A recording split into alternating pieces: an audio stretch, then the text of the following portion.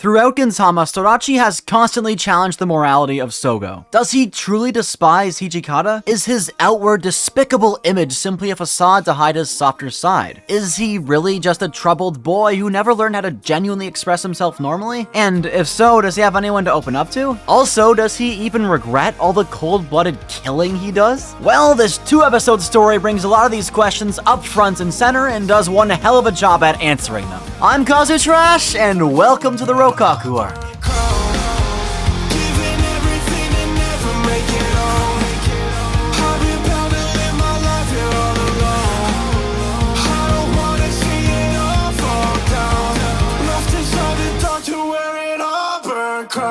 Right at the very start of this episode is a more bustling side of Kabukicho, more lively and distinct than we'd ever seen. Sunrise did a fantastic job with all the simultaneous events happening at once here. Whether that be the Shinsengumi putting out the fire of a nearby burning building, with another member blocking off the street from a soon-to-be crowded group coming closer to watch or inquire of the rescue in motion. Looking further back is a lady walking her cat, discussing something with an elderly couple resting on a bench. Likely directions as they're both looking the opposite way of the big show behind them. Adjacent to them is a little girl being distracted by something in a nearby shop with her mom desperately trying to pull her along, so as not to spend any more money. No, the shopping bag they already seem to have acquired. I could keep going, like I honestly think every single little detail in this frame has something to pick out, but maybe I'll save that for a separate video or something. I imagine Kyrie had been planning this assassination for weeks, waiting for both an extremely busy time of day like today, and a certain Okita Sougo to visit his favorite bakery. Speaking of, a genuine smile overtook Sogo's face while casually talking to the pastry shop cashier, already portraying Okita completely differently than ever before. I feel every single arc Sougo's in focus, Sorachi delves into a different section of his monstrously complicated psyche. In Mitsuba, it was his obvious soft side for his sister and guardian being revealed, along with the explanation for his childish hate for Hijikata blossoming and extending into today. In Shinsengumi Death Game, we got to see how layered his pride and insecurity is. So much so that he set up a special, intricate scenario where he could finally be real with himself and his, in reality, best buddy, but still pretended to be this ultra asshole at the end to bring it back to the status quo, showing he still isn't quite ready to come out of his tsundere shell, if he ever will. And finally, with this one, we explore the dichotomy of an emotionless, cold-blooded killer, and a man selfless enough to keep a promise for years to let a father die as a father with his dignity intact. The father in question's name was Muneharu Rokkaku, a man who had been used by the extremist anti-foreigner Sokai faction, who had forced their way into his inn to use as a secret base, extorted him of his life savings, and used his family's lives as blackmail, so he would continue doing their bidding and never tell them what he'd been forced to lower himself to. During the Shinsengumi's raid on Rokkaku Inn to prevent an assassination of the shogun, hey, actually, you know what? This arc is a pretty big foreshadow for the later Shogun Assassination arc. I didn't even think about that. But during that, Muneharu was murdered by Kamiyama, who attacked the Shinsengumi member to protect his family from the faction's wrath. Sougo and Kamiyama would go on to falsely report he died at the hands of the Sokai faction before they got there, who let him die as a father and omit the despicable actions done by Sokai. Sougo, who took the blame for Muneharu's death, alongside the only other surviving member from that day, Kamiyama, carried that burden alone until today, but we'll be talking about that a little later. Sougo was buying some cupcakes to pack some Tabasco sauce into and troll the odd jobs. Wait, you know what? What was Sougo's reason for going to the odd jobs in the first place if not to just troll them? Because I think it was just to troll them. Sougo is a tier 1 hater, and I have to respect it, man. I gotta respect it. Anyway, though, on his way there, an assassination attempt on Okita was failed by Kyrie. Here, Sougo really played up the villain, describing Rokkaku's death to be his own fault, which, of course, threw Kyrie into a fit of rage, and man, I have to give her voice actress Akiko Kimura credit here. She did not need to go this hard, but she did. Her scream straight up gave me goosebumps.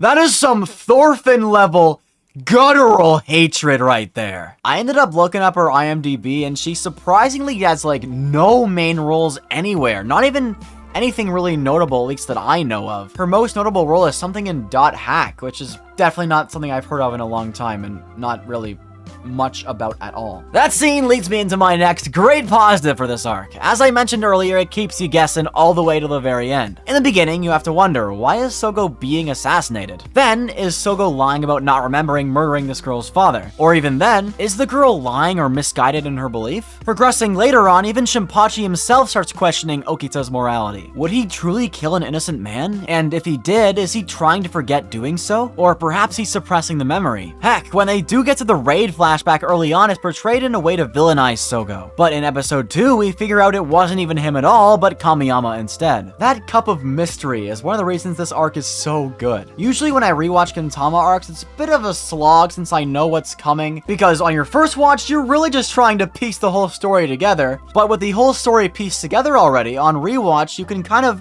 see all the different hints and foreshadowing, as well as just painting every single scene in a completely new light. After the raid, Kirie's mom would soon pass away a year later, causing the business to go defunct, leaving the girl with nothing. Also, you know what this arc really helped me realize? A lot of the highlighted characters in these arcs don't really have character designs per se, but they're more akin to just your average person. They may as well be background characters. They don't have any extravagant designs or quirky personalities. They're just your average Joes. Any of this could happen to just some ordinary person you'd see walking in the background. We just happen to see inside of the lives of these ones. Every single person could have something like this going on.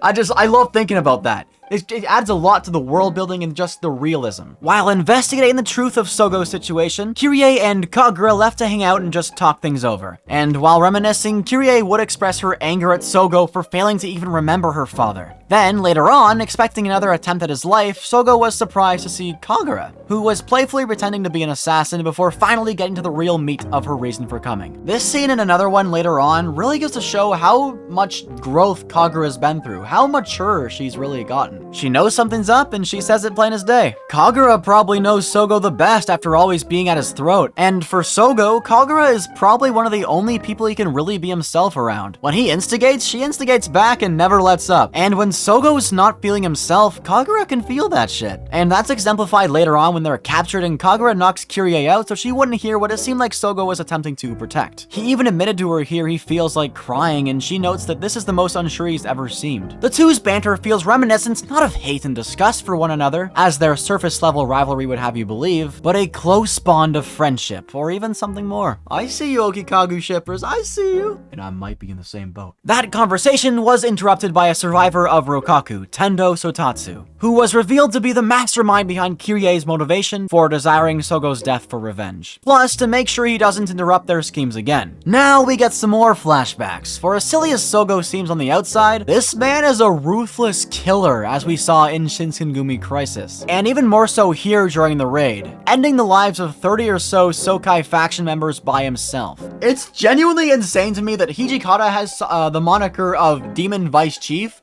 but Sougo has nothing even close to that. The closest I think Sougo has is the Prince of Sadists or something, which is not close at all. That is way less intimidating. If you want to stick with Hijikata's theme, he should have something like the Demon Captain or something at this point. He is a killer, and for each life he takes, he has to live with that forever. And we can finally see that start to wane on him during his conversation with Kagura. In his own words, he has a tainted eye, and lives in a completely different world from Kirie and Kagura here. Sougo possesses the noble desire for Kirie's soul to stay pure and clean, to prevent her from walking a path of pointless pain. What Sougo is doing for Kirie could be seen as a parallel for what Gin is doing for Kagura, to protect her innocence and pureness from the darkness of the world, even if it means his hands are stained red to do so. Then we go from the best moment from this arc, like some serious insight and further characterization for Sougo and Kagura, diving deep into this duo's amazingly complicated relationship and their inner thoughts finally said aloud, to one of the most disgusting sights we've seen yet. Well, nothing can beat the barbershop arc, but it gets pretty close. Sougo pretended to crap himself, which that in and of itself is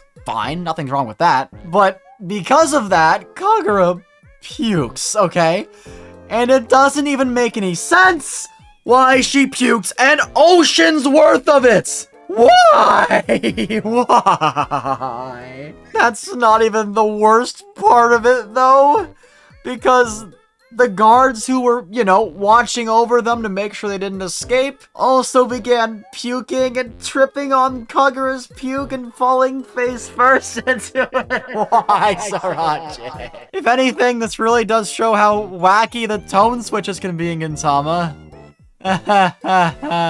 Anyway, moving on from that is the escape. His selflessness, which could be construed into the opposite end of that spectrum, knew no bounds, as the boy was ready to end it all if it meant Kirie, and by extension, Kagura could escape. He's so quick to cast aside his friends and not rely on them even though they would die for him. Or perhaps that's the reason why he's not doing it, so as not to involve them further, strengthening the point of his already stubborn resolve from earlier, desiring for the only hands dirtied to be his own. Another question is brought up here. Sure, Sougo can defend himself well enough 30, 40, or even 50 to 1 in blade-to-blade combat, but in earlier teas informed us these Sokai members have guns, like full-on snipers. So how's Sougo gonna deal with that? The answer? Bullet deflection, baby.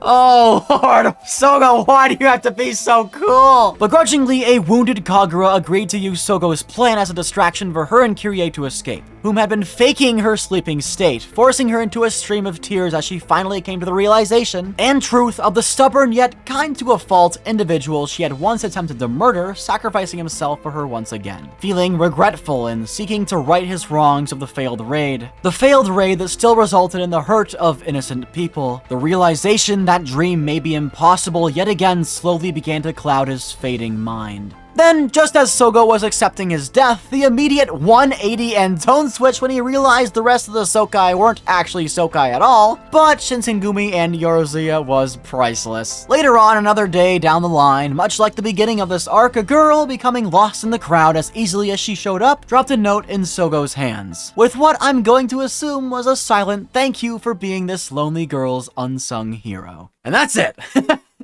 Oh, wow, what a great arc. Like, this is genuinely a fantastic arc. I love it.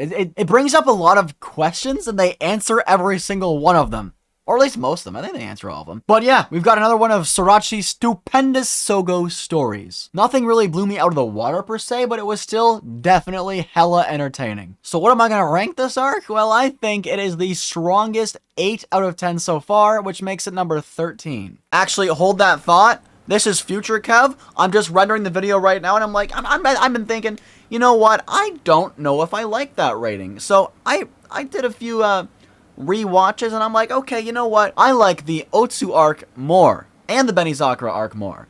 So I'm lowering it to 15th place, basically. I don't know what it was before, 13, I guess. Now it's 15, okay? You'll see that I'm a very indecisive guy if you continue watching this show. But let's get this video finished. All right, well, everyone, that'll be it. I'm sorry this video took so long to come out. I kept, like, for the script, I really had a hard time writing the script. I don't really know why. I just had writer's block for the first week, so I pretty much only got the script done that week. Anyway, though, like this video if you liked it, dislike it if you disliked it, comment any thoughts you have on the Rokkaku arc, and don't forget to stay trash. Peace!